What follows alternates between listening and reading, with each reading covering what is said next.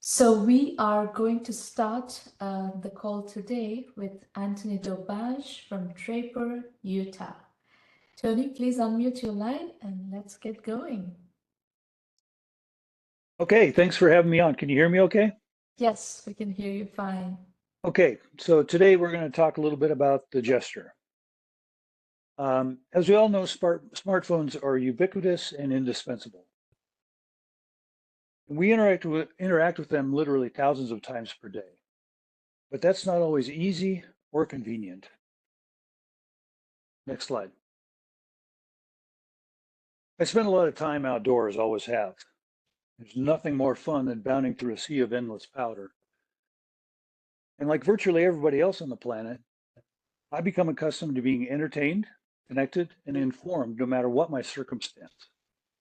Melding these two concepts together has been on my mind since the nascent days of such technologies. And herein lies the problem statement. Interacting with a touchscreen can be frustrating and disruptive if you're wearing protective gear, and it can be downright dangerous if you should be focusing on something else. Next slide. And I'm happy to say that after countless code revisions, hardware revisions, sensor types, the list goes on and on, that we're just about ready for commercialization after about 4 years of research and development. Next slide. We're introducing the Gesture, the world's first AI-powered, intelligent, wearable, gesture-based remote control for your smartphone that's explicitly designed for the outdoor enthusiast. Next slide. What do we mean by outdoor enthusiast? Well, this was no mean feat, meeting all of these requirements. We got them down, and there was no existing technologies in the gesture recognition category that would meet all of these requirements. So we had to invent a new method, and we not only invented the method, but went out and patented it. But a couple of key requirements here: no look, no touch. We want people to be able to interact with their smartphone and attach accessories without looking at or touching anything, so that they can be focused on what they're doing. And we want to make it agnostic to activity and agnostic to what you're wearing. So no matter what you're doing or what you're wearing, it works. Next slide. This is how you use it. So we have a companion app that allows you to customize the function on the smartphone per the gesture. And you take it works using an actuator ring that is just nothing more than an elastomeric ring with a rare earth magnet embedded into it. So you set up your gesture in the app, pull the ring out of the charging case, and put it on any finger of your dominant hand. Take the wearable out of the charging case and put it into into a wrist-mounted accessory like we have here, and then put on the earbuds you already own, and go do whatever you do. Go do your activity. Next slide. Here's how it works. So we use automation to train the AI model using Colab or other sorts of similar open source frameworks, and then a model converter to convert the AI model into an object file that we can call from the microcontroller on the wearable device. So in use, you just take the actuator ring, swipe it in an intuitive gesture, swipes and taps are the gestures that are supported. That is decoded by the AI model that's on the wearable and then sent to the phone via a code, which enacts the function on the smartphone using the app. Next slide. We also included a proximity detection feature, which allows you to be aware of other players in the area. So if you're on a single track and you're mountain biking and in dense foliage, or a multi-use trail, and there's a lot of participants that are coming together in pinch zones and so forth, it'll warn you that the other participant is there and allow you to avoid a collision. We're also planning on producing what we call a Skeeper accessory, which will allow you to find a ski buried under deep snow, which is a real problem here in Utah. Next slide. Intellectual property, as I mentioned, we have patented the gesture recognition technology and have taken out a trademark for the gesture. Next slide. Competitive analysis. Most of the solutions out there are half measures at best for this use case. One of the key ones is speech recognition, which we know has gotten better and better over time, but it's still not that useful in times where there's high noise in a high noise environment like you would envision in this use case, and if you don't have a solid connection to the internet. Next slide. We make money by selling separately packaged hardware modules. So here I'm showing the Skeeper and the Jester itself. We're looking at margins anywhere from 40 to 60% based on cost of goods sold. That should improve dramatically with volume. These are based upon 1,000 piece pricing. Next slide. Our financials, I won't go into the details here, but we're looking at about a 10x ROI on a $350,000 investment over 5 years. And those are, you can see a list of our assumptions there. Next slide. So just a second, you're showing that you want a 350K investment and in 5 years, this is 2 year. Yes, I'm sorry. Yeah, the P&L there shows only 2 years. I don't have it in the graph, but the 5-year ROI is about 10x. What is the revenue that you're expecting in 2 years and 5 years?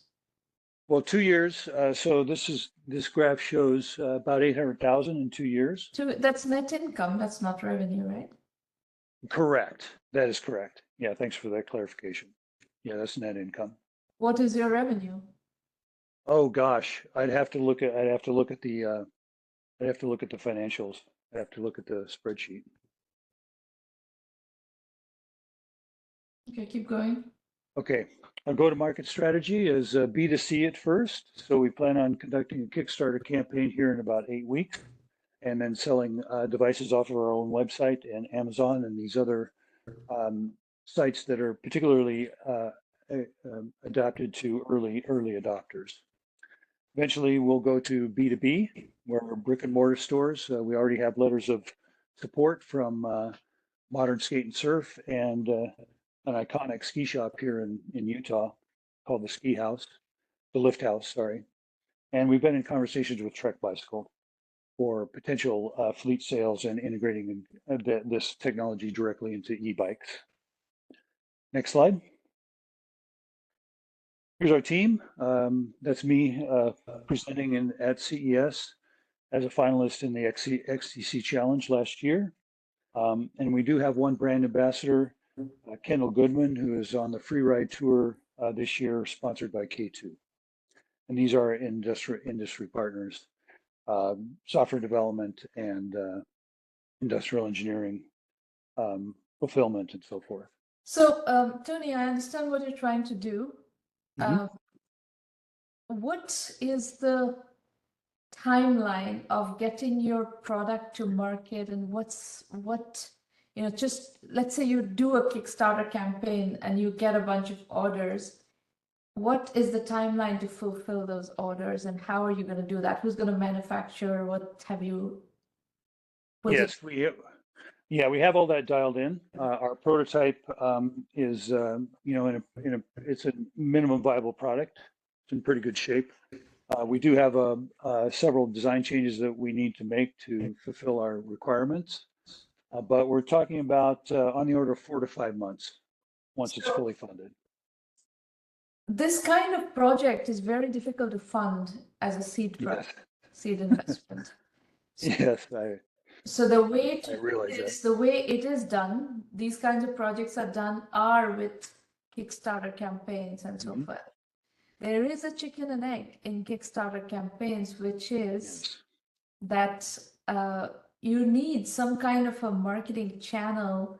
So people who have email lists or something, some kind of way to get into a community, do better in Kickstarter campaigns. Do you have that?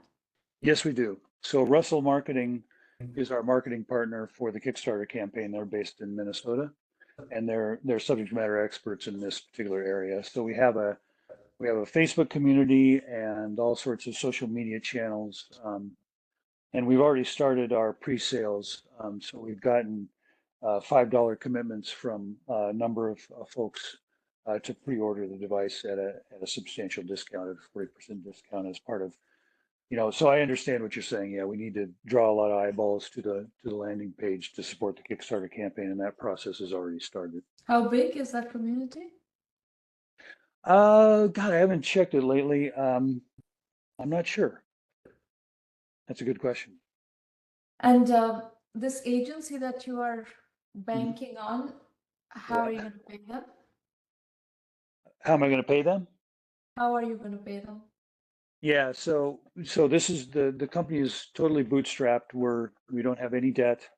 I've done it virtually on, on my own savings and a small investment early on from a angel investor group and just friends and family. So that's how we're paying them. So the reason I'm asking you these questions is that Mhm. you're going to have to manage with bootstrapping and friends and family for a long time. Mhm. And Kickstarter, if you can make it work, and Mhm.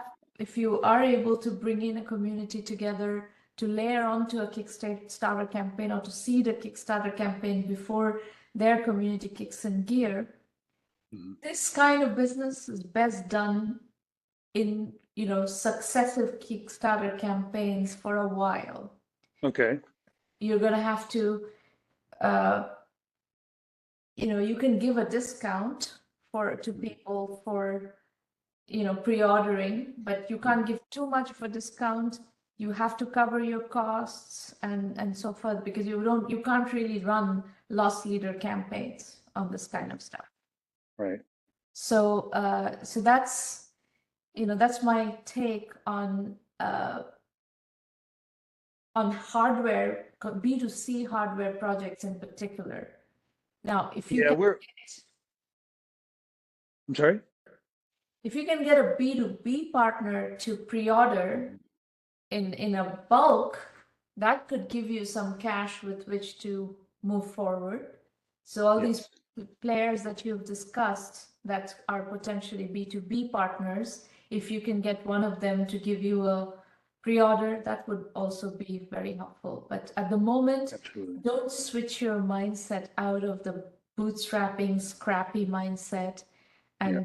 And friends and family is about the best that you would be able to do. This project is Right. not ready for any kind of formal seed funding. Yeah.